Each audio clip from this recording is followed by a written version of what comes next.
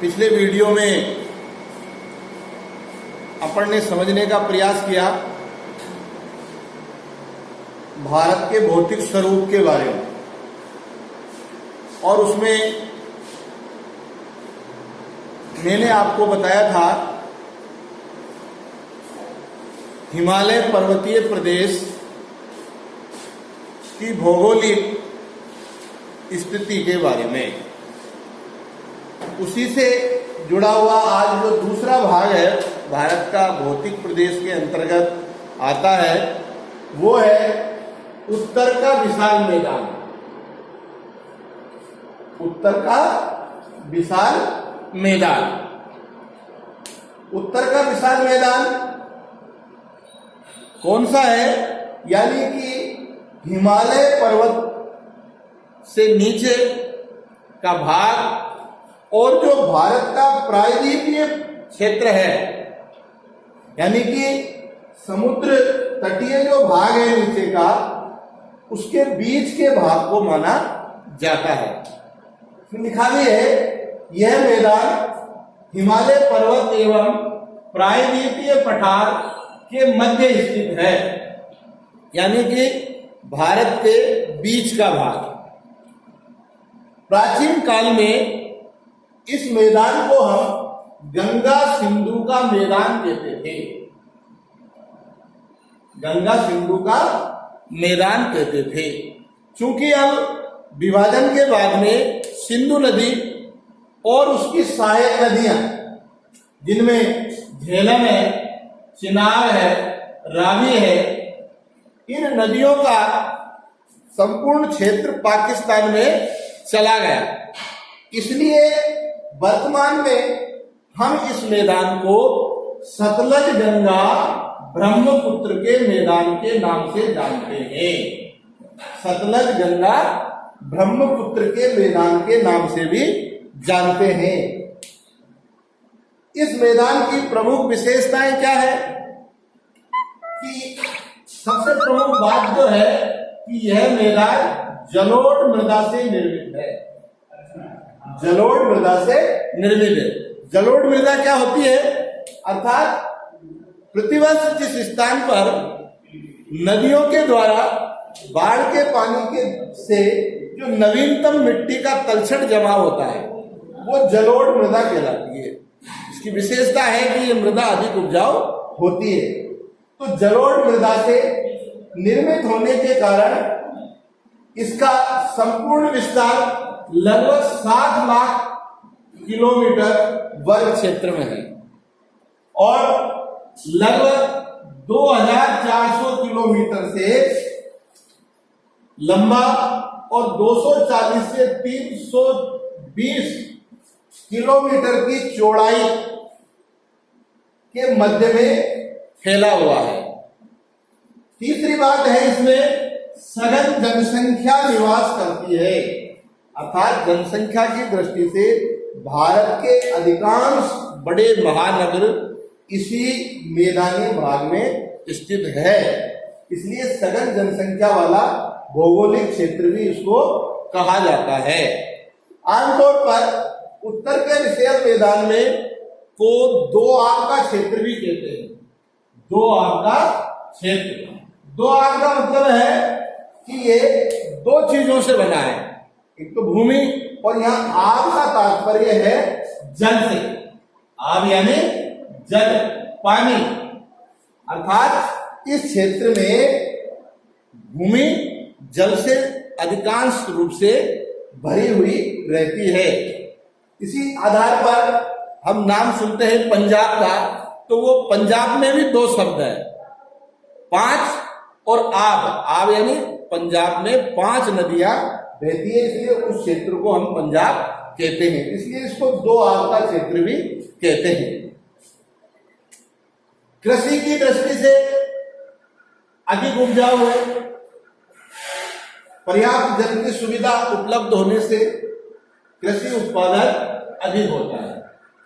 औद्योगिक गतिविधियां, अर्थात भारत के अधिकांश बड़े बड़े औद्योगिक नगर भी इसी मैदानी भाग में स्थित है। अब आगे के पार्ट में इसको समझने के लिए हम देखते हैं कि आमतौर पर इस मैदान को हम समझने की दृष्टि से 3 उपवर्गों में बांटते हैं।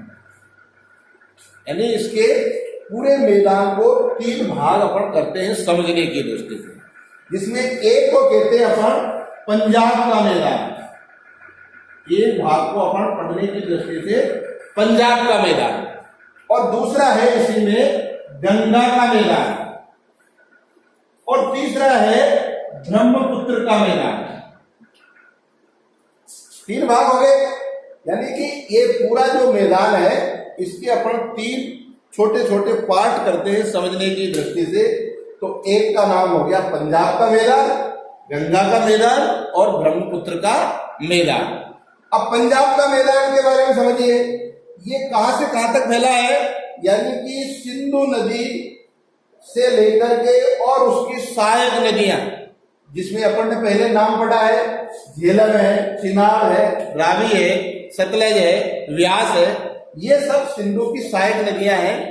इनसे बनने वाला जितना भी क्षेत्र है भौगोलिक, वो सारा का सारा पंजाब का मैदान कहलाता है। अब चूंकि पंजाब के मैदान का अधिकांश भाग वर्तमान में पाकिस्तान में है, पाकिस्तान के क्षेत्र में है, इसलिए ये क्षेत्र पाकिस्तान के अंतर्गत अधिक आता है। इसके बाद दूसरा जो इससे नीचे अगर अपन चलते हैं पंजाब से, तो आता है गंगा का मैदान। उत्तर के मैदान में सर्वाधिक जो विस्तार हुआ है वो इस मैदान का हुआ है, जो आमतौर पर घग्गर से लेकर के तीस्ता नदी तक फैला हुआ है। यानी घग्गर नदी से लेकर के तीस्ता नदी तक, ये दोनों गंगा की सहायक नदियां हैं। और भारत की अधिकतर सघन जनसंख्या वाले नगर भी इसी क्षेत्र में बसे हुए हैं। सिंचाई की पर्याप्त सुविधा होने के कारण कृषि उत्पादन भी अधिक होता है, औद्योगिक गतिविधियां अधिक चलती है। और तीसरा जो भाग है वो है ब्रह्मपुत्र का मैदान। असम और पूर्वी भारत के कुछ भाग का जो संपूर्ण हिस्सा है वो ब्रह्मपुत्र के मैदान के नाम से जाना जाता है।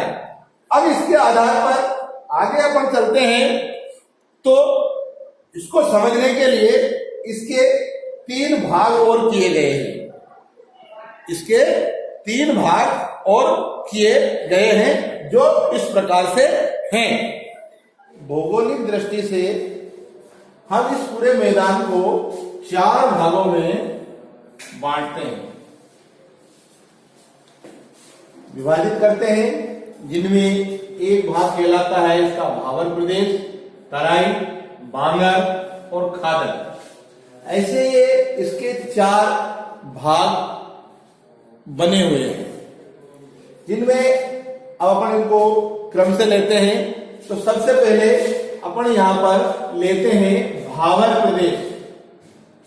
भावर प्रदेश इस मैदानी भाग का वह भाग है जो उप हिमालय पर्वतीय क्षेत्र से, यानी कि हिमालय का सबसे निचला जो भाग है, जिसको अपन उप हिमालय क्षेत्र कहते हैं, उससे लेकर के सतलज नदी से होकर के तीस्ता नदी तक फैले हुए भाग को भावर प्रदेश के अंतर्गत अपन मानते हैं।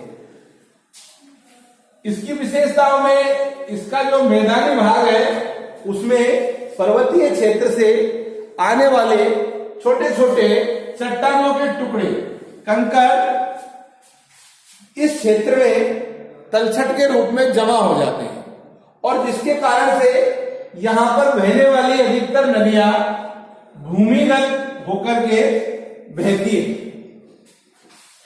इस क्षेत्र का जो विस्तार है वो लगभग 8 से लेकर के 16 किलोमीटर चौड़ाई में फैला हुआ है। एक चौड़ी पट्टी के रूप में यह क्षेत्र फैला हुआ है। इसके बाद में और जब अपन नीचे चलते हैं वो है तराई क्षेत्र। तराई क्षेत्र भावर के दक्षिण का वह भाग जिसमें भूमिगत जो जल है उसका प्रवाह पुनः धरातल पर प्रकट हो जाता है। यानी कि जो भावर प्रदेश में नदियां भूमिगत होकर के बह रही थी, वो तराई क्षेत्र में आने के बाद में भूमिगत से बाहर आ जाती है, अर्थात धरातल पर वो बहने लगती है।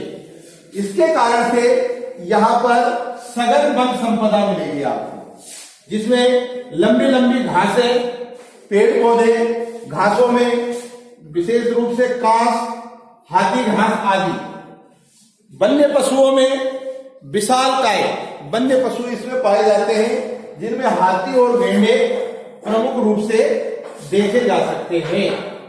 इसके बाद में तीसरा आता है बांगर प्रदेश। इसको हम पुराना जलोढ़ भी कहते हैं, पुराना जलोढ़। बांगर प्रदेश क्या होता है कि प्राचीन तलछट से बना हुआ उच्च भूमि वाला भाग, यानी कि जिसमें पुरानी मिट्टी है, पुरानी भूमि है, उससे निर्मित क्षेत्र को अपन बांगर प्रदेश कहते हैं। इसमें क्या होता है कि प्रतिवर्ष जो नदियों का पानी बरसात के दिनों में बाढ़ के कारण, उच्च भूमि होने के कारण वहां तक नहीं पहुंच पाता है, इसलिए नवीनतम मिट्टी का जमाव नहीं हो पाता है, और इसके कारण से धीरे धीरे मृदा में चूने की मात्रा अधिक बढ़ जाती है, और जिससे भूमि की जो उपजाऊ क्षमता है वो बहुत कम होती हुई चली जाती है। इसलिए ये कम उपजाऊ प्रदेश भी माना जाता है। इसके बाद में चौथा पार्ट आता है इसका खादर प्रदेश, जिसको हम नवीन जलोढ़ के नाम से भी जानते हैं। नवीन जलोढ़ अर्थात प्रतिवर्ष नदियों के द्वारा, बाढ़ के द्वारा पहुंचाया गया पानी वाला क्षेत्र, जिसको हम नवीन जलोढ़ कहते हैं, जिसमें प्रतिवर्ष नवीन मृदा का यानी नवीन मिट्टी का जमाव होता रहता है, और इसके कारण से यह क्षेत्र अधिक उपजाऊ भी होता है कृषि संपदा की दृष्टि से। और इसलिए भारत के अधिकांश बड़े बड़े महानगर, जिसमें उत्तर प्रदेश है, हरियाणा है, बंगाल का कुछ भाग है, और बिहार है, झारखंड है, ये सारे राज्य इस खादर प्रदेश के क्षेत्र में पाए जाते हैं।